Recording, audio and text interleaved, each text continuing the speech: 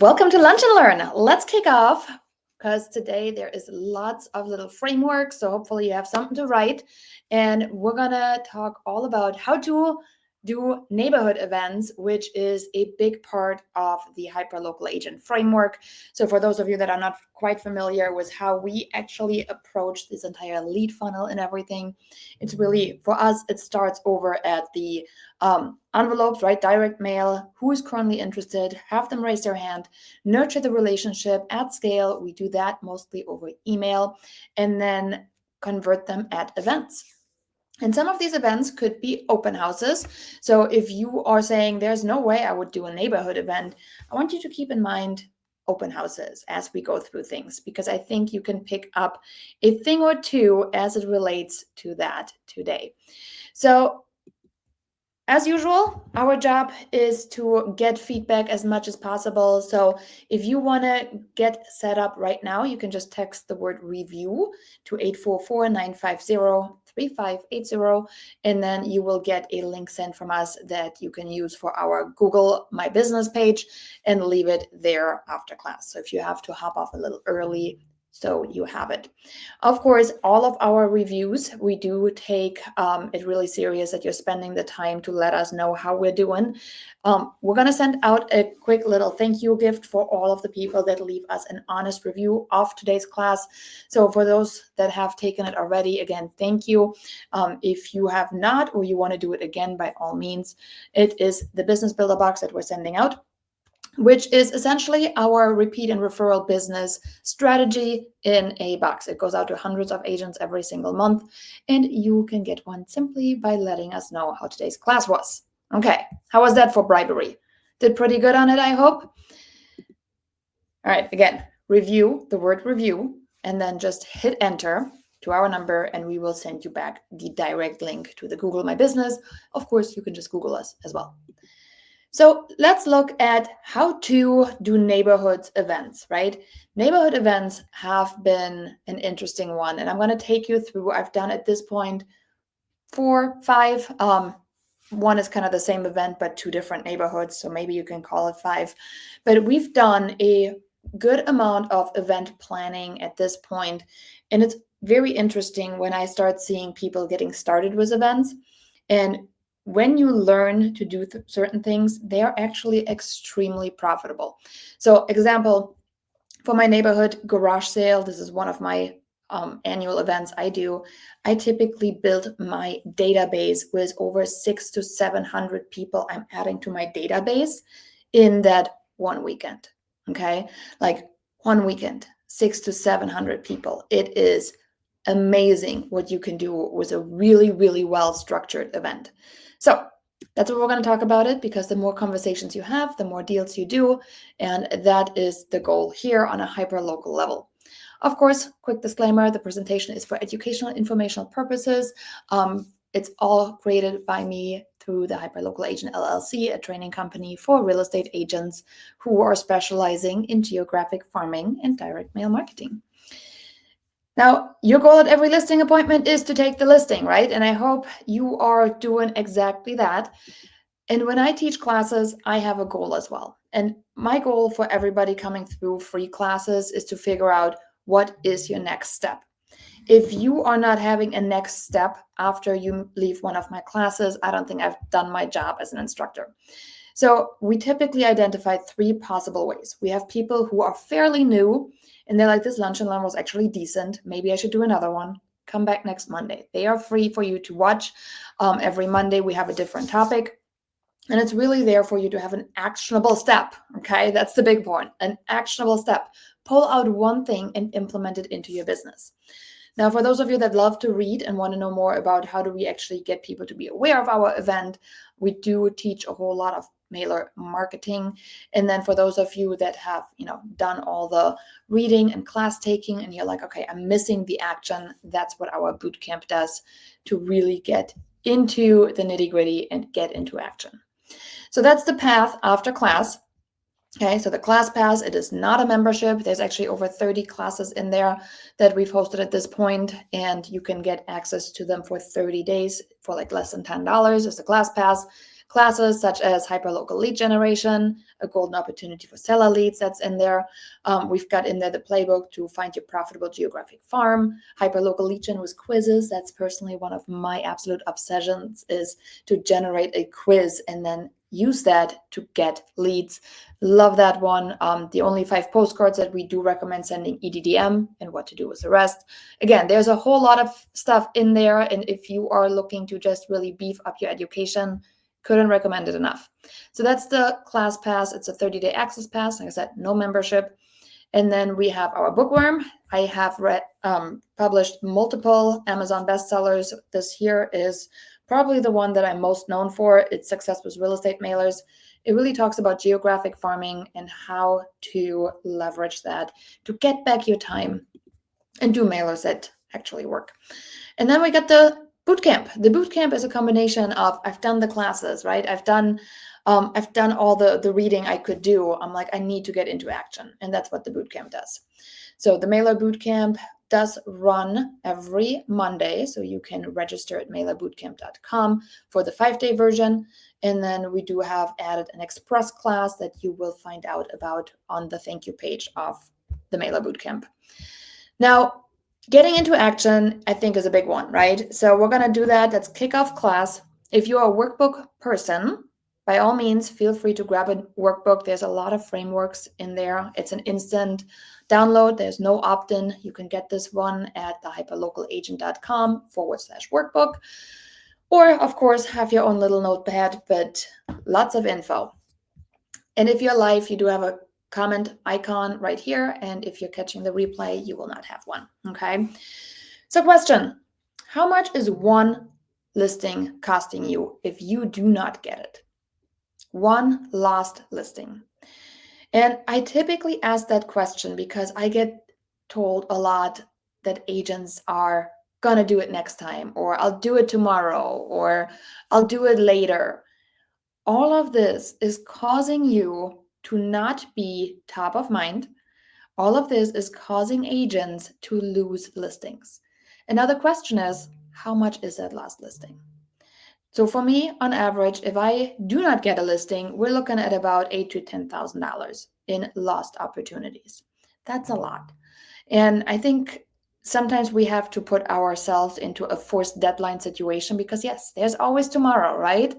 There's always tomorrow. There's always tomorrow. But it's agents like me that are going to be there today. And that is where your opportunities are shrinking to, because somebody is going to be there today.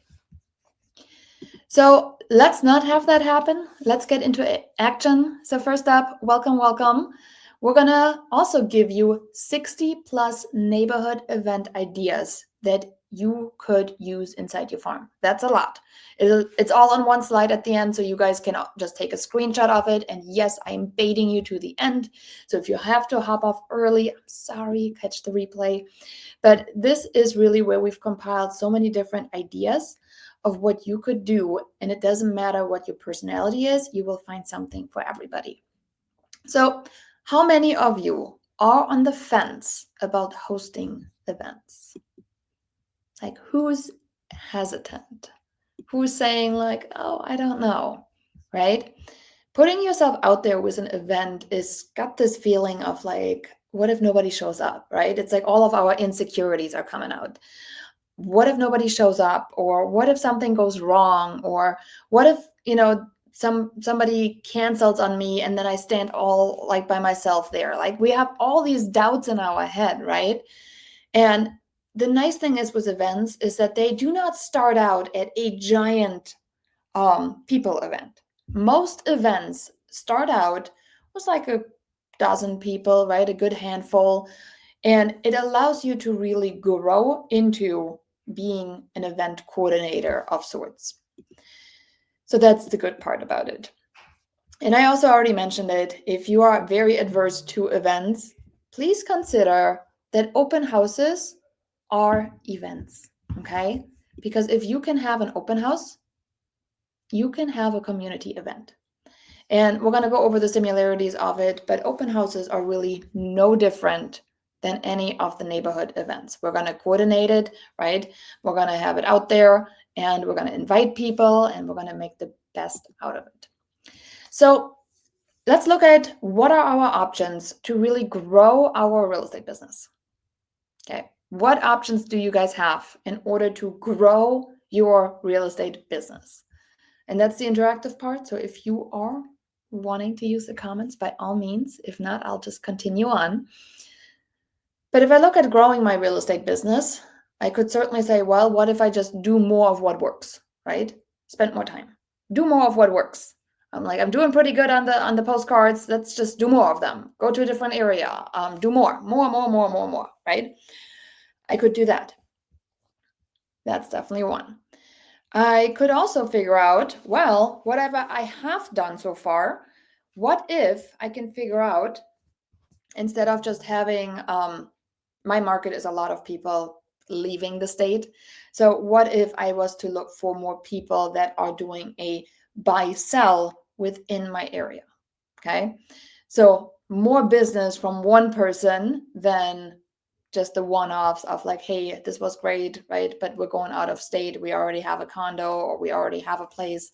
What if we were to go into a different direction and look for people that are like, hey, I've outgrown my starter home. I need a bigger place, right? Now I have a buy-sell opportunity.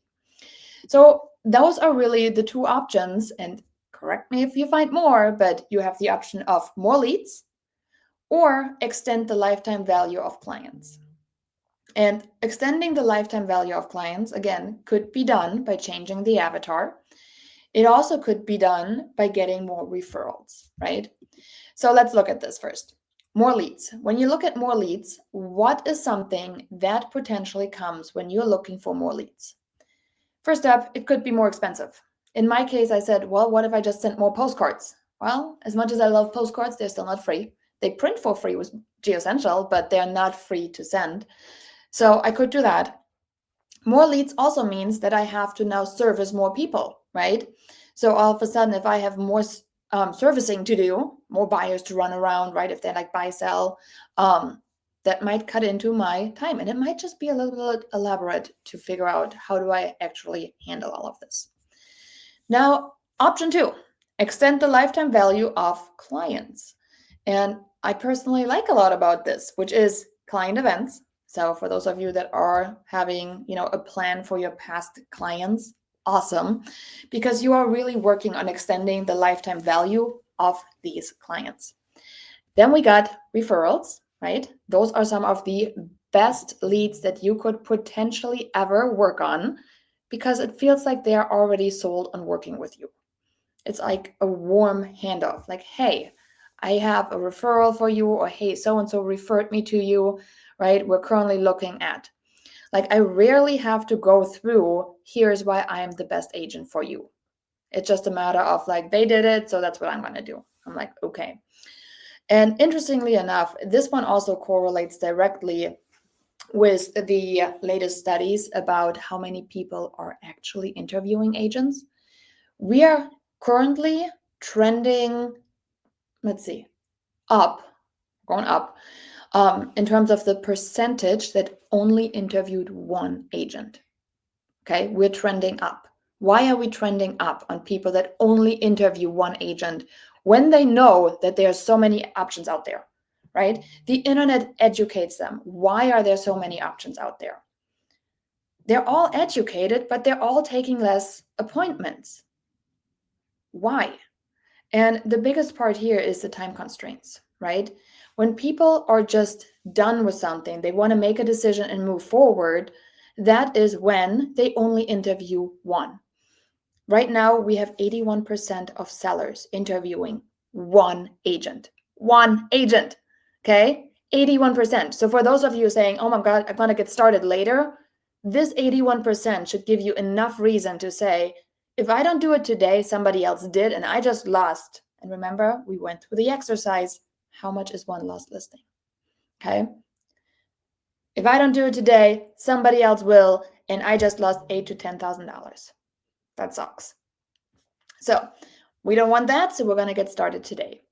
So referrals. Then we got reciprocity. The law of reciprocity is amazing. okay?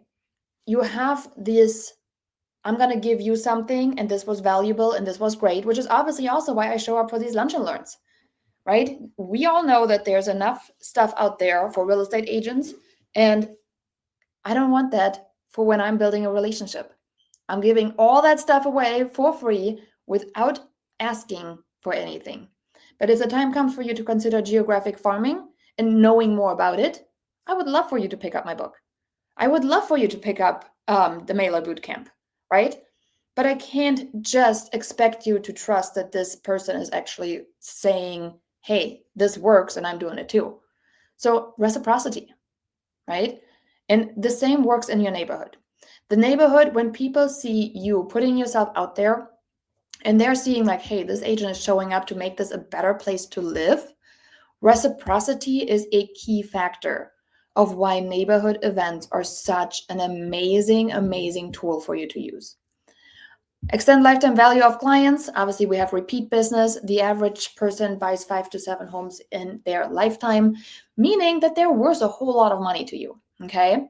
And then, of course, social proof. When people come back over and over and over, right, and they tell people about it, and then you have case studies of like how you got them $36,000 more, or how you sold the house in a weekend. Like all of these social proof studies are coming from your past clients. So 5 benefits of events is what we're going to cover next. I really hope I don't have to convince you about what events, but again, for those of you really thinking about an event, I want you to think deep about it. We're not just doing events because we're nice. We're doing events because it is a business building tool that is invaluable for your real estate business on a hyper local level, okay? So the 5 benefits of events are, first of all, awareness. How many times have I had an agent that came to me and said, I don't know how to get in front of people? Do an event, right? When you have no signs in the ground, no listings to promote, no buyers to currently work with in your neighborhood, how are you going to go about becoming to or be known, right? How are we going to do that? Events are a fantastic way for you to strike that awareness.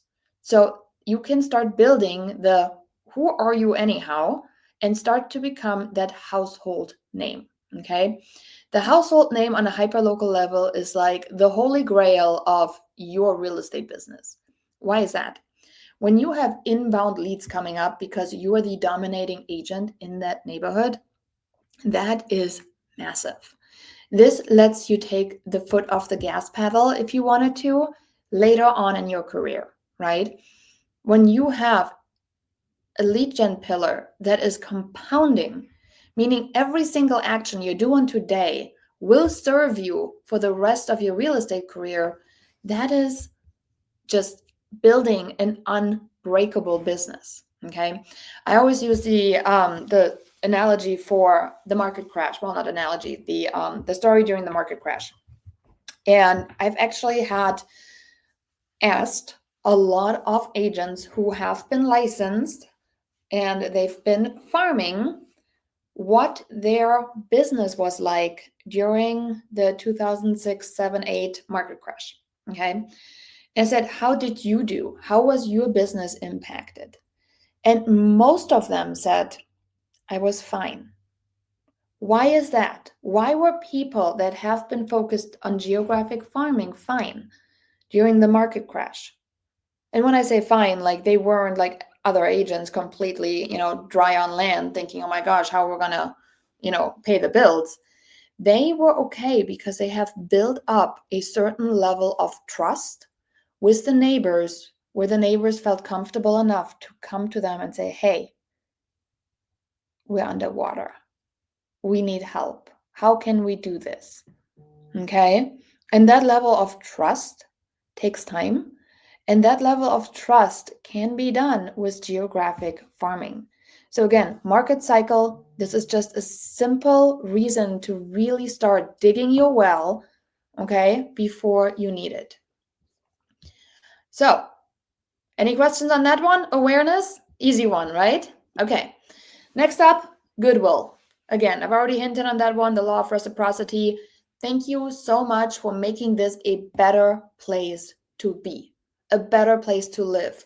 We love all the things you do for the neighborhood. I can't even tell you how many times I have heard that part of it.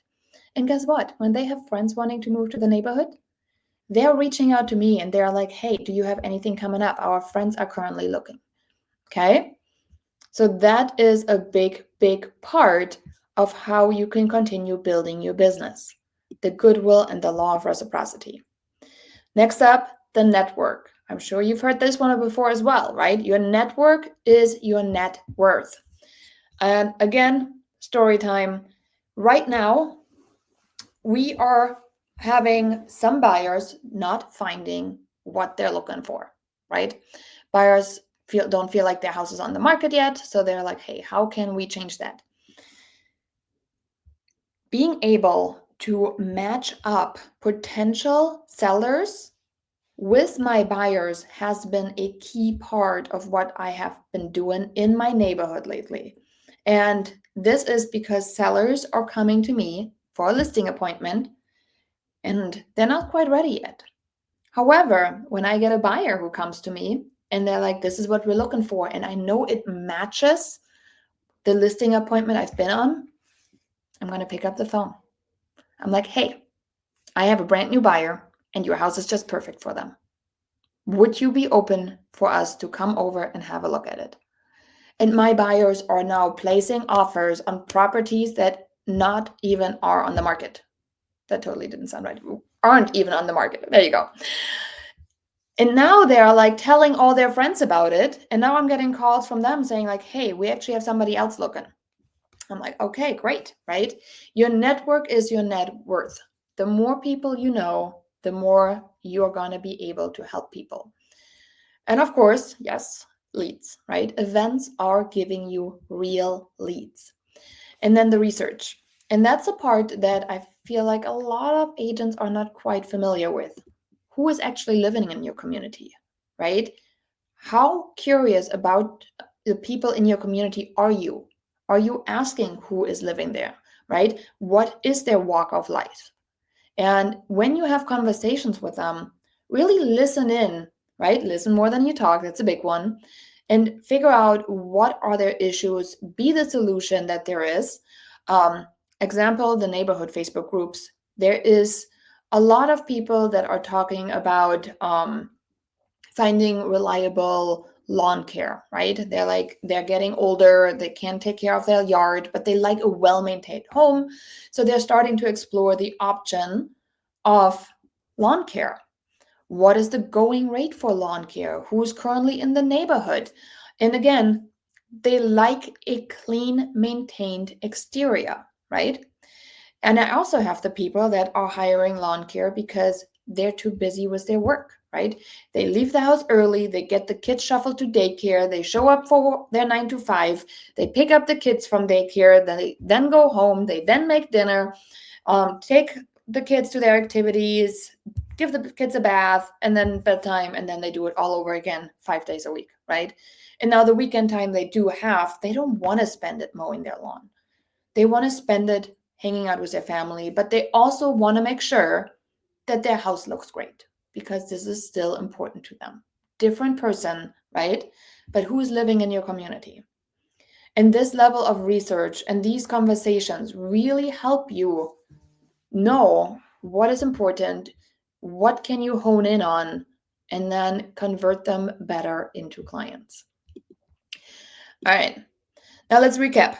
5 elements of why events are fantastic. The awareness, you don't need to have signs on the ground, okay? You can do that today. The goodwill that you're putting into the community that you're building, the network that you're expanding on. And again, the network itself, just simply sending an email saying, hey, I'm currently looking for this, and this buyer. Here's what I'm looking for. Keep an eye out for me, right? And list your network. Leads, that's an obvious one. And then obviously the research capabilities. I have a lot of grandparents who are actually responsible of watching the children so mom and dad can go work, right? So do the research, have the conversations. All right, let's talk about the event stages. And I think this one is really eye-opening why the event itself should never ever be scary. So the event planning really breaks down into 5 stages, right? Plan it, invite them, confirm that they're going to come, host the event, and then follow up. Those are the 5 event stages that any event will go through. Let's look at your open house. Plan to have the open house. Invite people to your open house. Confirm people will be attending to your open house. Host the open house. Follow up with the people that came to the open house. Make sense? Okay. Now let's look at the percentages of how much time you spend in each one. You spend a third of your time on the planning part of it. And again, I'm going to continue on with the open house one just because I think it's something we all have in common here. Planning the open house. When are you going to have it? What time is good for you? What time is good for the seller? Planning to get the marketing material in order. Are you going to invite the neighbors? Are you going to print the flyers? Are you going to put it in the MLS, right? We've done an entire class on open houses, by the way, so feel free to reference that one back. But you have a lot in the planning part. Then the inviting part, right? Are you going to invite some of the people from your database? Are you going to reach out to agents to invite them? Are you going to run a Facebook ad? Are you going to go and walk the neighborhood to invite the nearest neighbors, right? That's the invitation process. Then we got the confirmation process, right? If you are hosting an event, and the open houses are a little different, but confirming that somebody will be in attendance, right? Hey, are you planning to be there? And I look forward seeing you, right? That's an easy one to do. Hosting the event is only 5% of it. You are there such a small fraction of your time.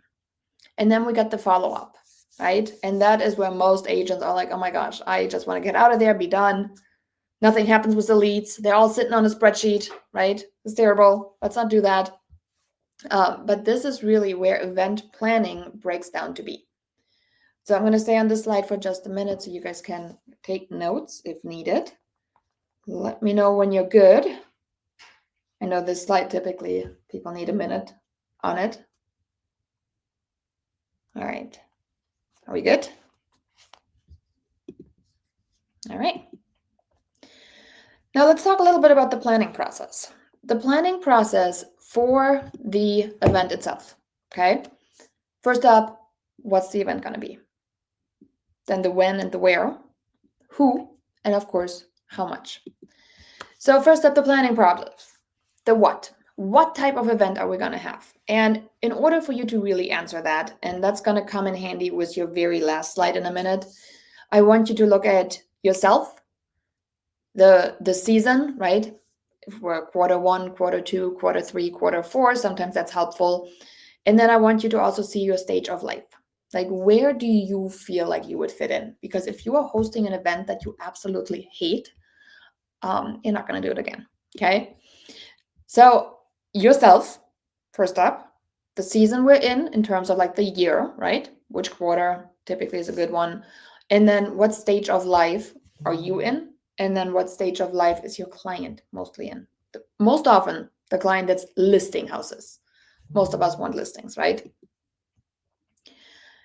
When and where? When will the event take place? And where will this event take place? Who's going to attend? And are there sponsors? Do you need sponsors? And of course, that will also determine then the how much, right? If you have sponsors, how much are they paying? How much are you paying? If you don't have sponsors, how much is your budget to spend? That is what you're going through on a planning process. Make sense? Right, answering all those questions. Now, let's talk about the invitation process itself. For me, my invitation process is typically postcards. And reason being is my farm at this point has a fairly large capacity. I'm at 5,600 homes, and 5,600 homes don't necessarily, invite themselves. So for those of you that are saying, hey, the mailers might be a great way for you to invite one, again, make sure you either pick up my book. If you have never sent a mailer, the invitation mailers are one of the ones we recommend you send to everybody. Okay. And then if you are saying like, hey, the mailers, I can just walk them, you can modify this to be a drop-off. And then the recording, Samantha is asking, the recording will be available on this page for the entire week before we take down the class. Okay, so you have an entire week to catch up on it. So mailers are a big one. Not sure how many of you guys used them before, but inviting somebody to an event on a piece of postcard is probably like my favorite ways to get the word out. So invitation options. Let's talk about this. My personal favorite is mailers. Okay. It could also, however, be letters. Okay. Social media. And I do caution on this one every time I put social media there because, yes, you can create an Eventbrite and you can create something that invites people, right? You can blast it all over your personal page. You can share it into all these like neighboring groups for, garage sales that are near your area.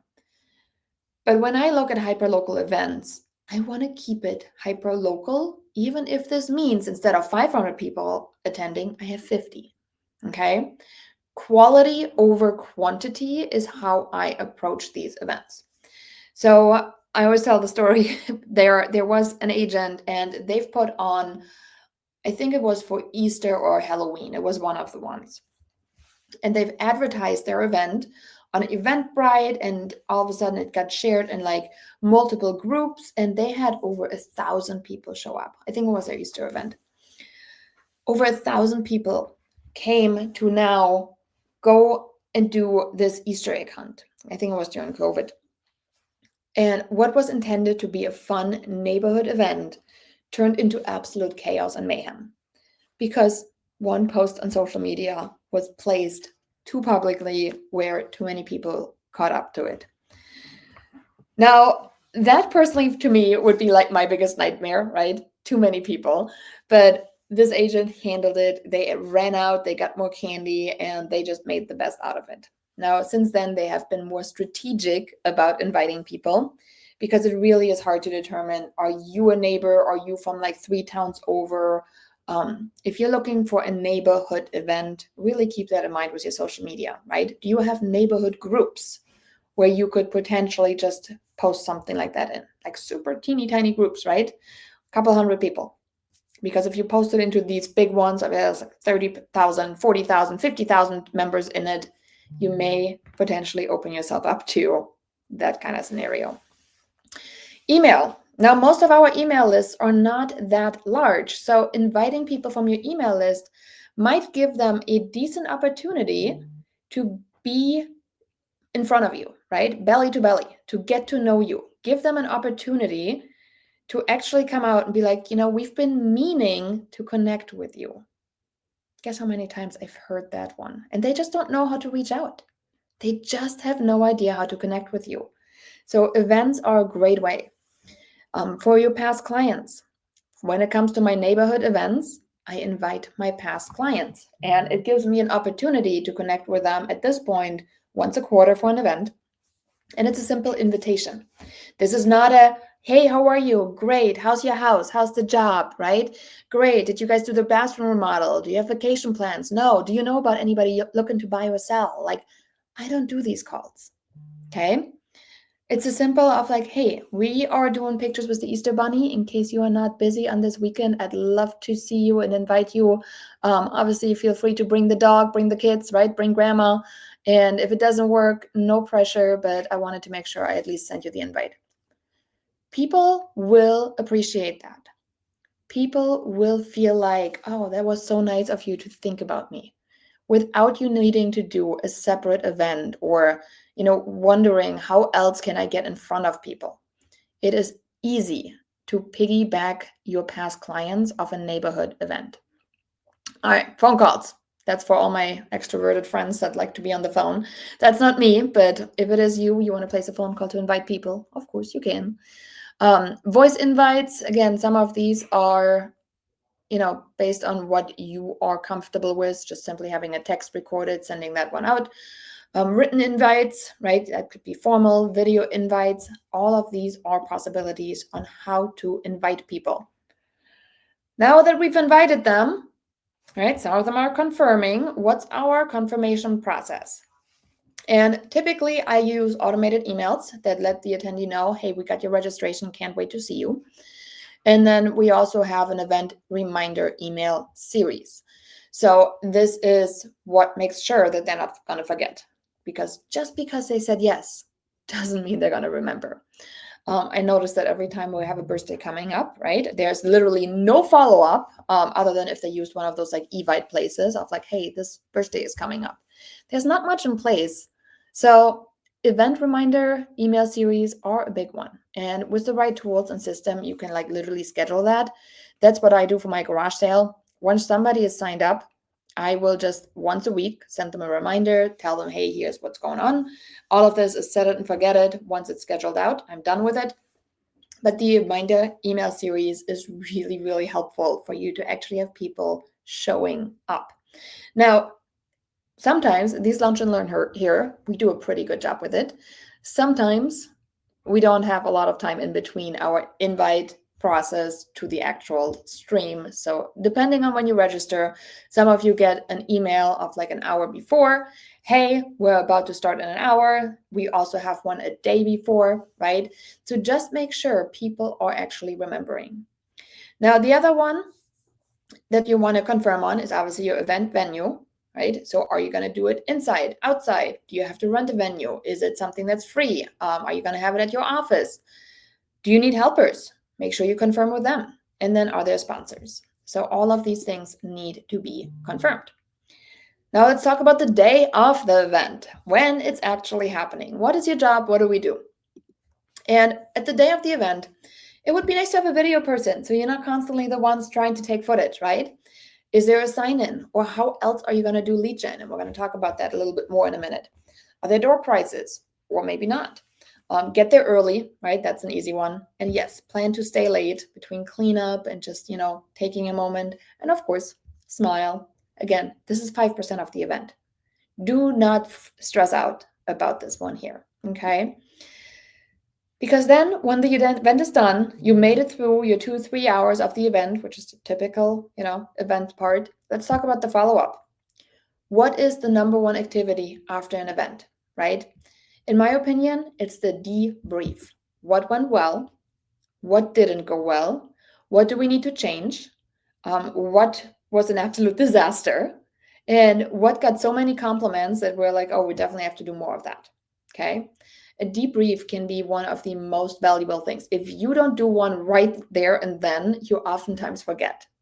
And then you were remembering things right there and be like, oh, I have to do this differently. I'll give you an example. We've had our Santa event in December. And one of the first things I said was, we need to bring a speaker. We need to have music there, okay? Because this event was our first one that we had on an indoor location, and it did not have music. And it was something that I noticed during the debrief right away. And I said, okay, for next year, we will definitely make sure there will be music. But had I waited and not done the debrief right away, like 3, 6, 9 months later, I may have forgotten it again because, again, we didn't go through. We should change this, okay? And of course, an event recap video. This video is becoming so versatile. You'll see in a minute what you can do with the video, right? Obviously, you can tell them about it and be like, hey, this event was awesome. Thanks so much for coming. That's this. But you could also show them, right? Show them that there was a line of people, or show them how much people had fun with it. You could tell them over email if you had a smaller event and you know where people are located, right? Or if you have a smaller neighborhood, you could send note cards. You can send a follow-up letter. You can obviously post it on social media, right? You can tell them via text, via phone call. And then they're showing them, again, email, include the video in the email, right? Feature the video on your website. Feature the video on social media. Feature the video on YouTube. There's a lot that you can do to show them, and it becomes social proof for you for next year. Now, the follow-up, you have to give them a next step, right? Give them what is next, in which case it's a call to action. When I look at my event formula, it's really pretty simple. Give them an invitation, right? Give them a great experience, more giving, And then you have the right to ask them to let you provide them with a free home value, 100%. And people will ask you more than any other time, or they will take you up on it, right? They will not necessarily ask you for it, but you will make sure it's in front of them. Easy way to do is within an email signature, obviously, but there's other ways to do. So again, give them an invitation, give them a great experience, and then ask to have them or ask them to let you provide them with a free home value. So that's the big one. Do not ask for business necessarily, but you have the right to ask them to let you provide them with a free home value. Okay, it's still a little backwards.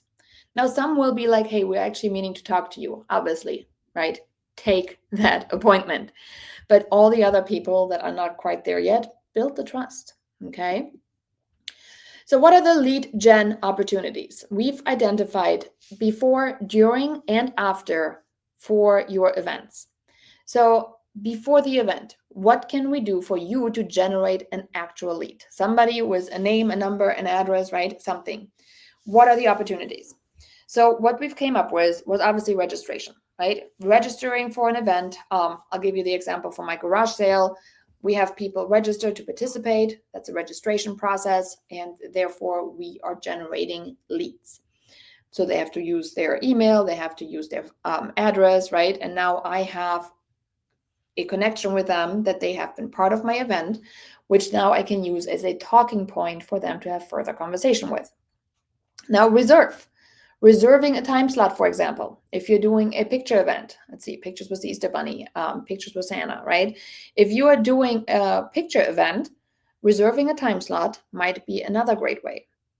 Now, what about a resource, right? If you have, let's say, a coloring contest going on. Actually, I think we're going to talk about the coloring pages right there. Yeah.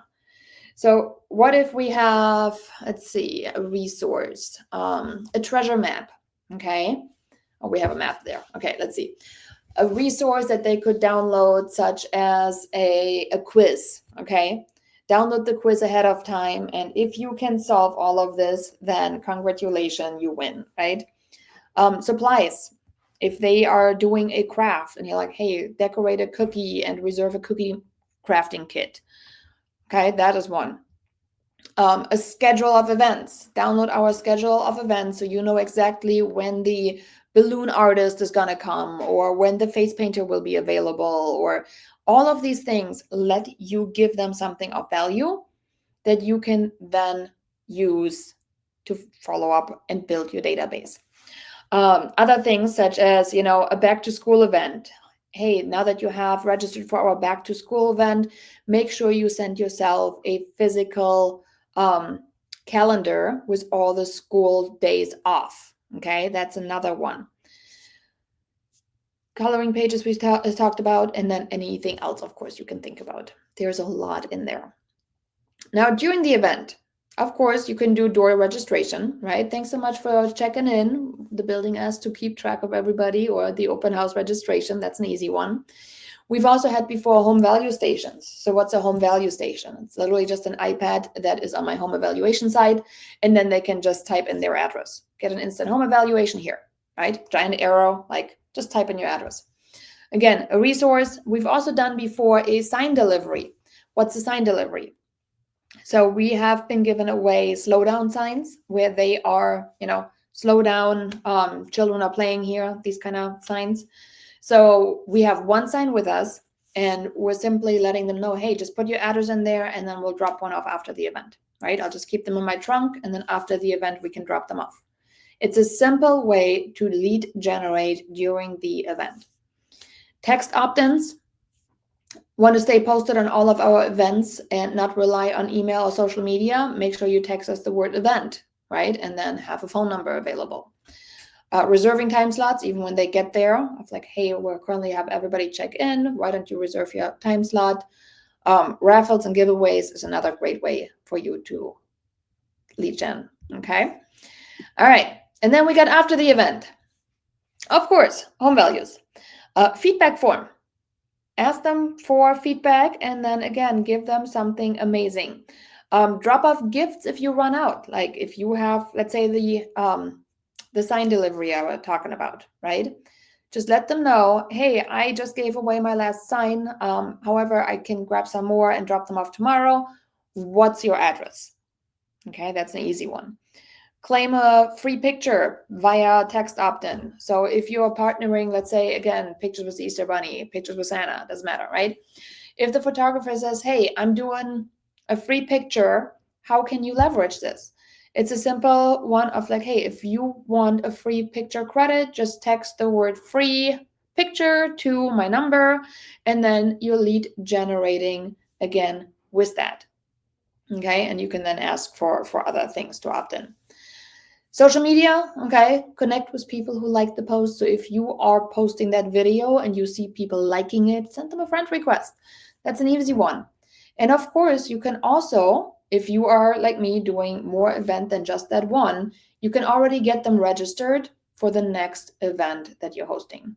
So during my Easter event, for example, I'll let them know that, hey, our garage sale is coming up. And if they want to sign up right there and then, awesome, all done.